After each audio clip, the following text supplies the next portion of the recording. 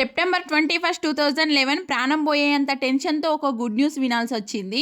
పొద్దున 6 గంటలకే labour pains start అయినాయి. ఇంకా నాకు నాది కొంచెం కాంప్లికేటెడ్ కేసు కాబట్టి 7 కల్లా హాస్పిటల్లో ఉన్నాము. పేషెంట్ మానస అని చెప్పగానే 5 మినిట్స్ లోనే వచ్చిండ్రు మేడం. బేబీ హార్ట్ బీట్ చూడడానికి ఒక స్కాన్, సిబిపి టెస్ట్ చేసి హిమోగ్లోబిన్ 8 గ్రామ్స్ మాత్రమే ఉన్నది. సిజేరియన్ చేయాలంటే ఈ బ్లడ్ సరిపోదు, బ్లడ్ తీసుకురండి, అప్పుడే నేను ఆపరేషన్ స్టార్ట్ చేస్తాను అని చెప్పిండ్రు. మా బ్యాడ్ లక్ ఏంటంటే అవి సకల జనుల సమ్మె రోజులు. అదే తెలంగాణ ఉద్యమం.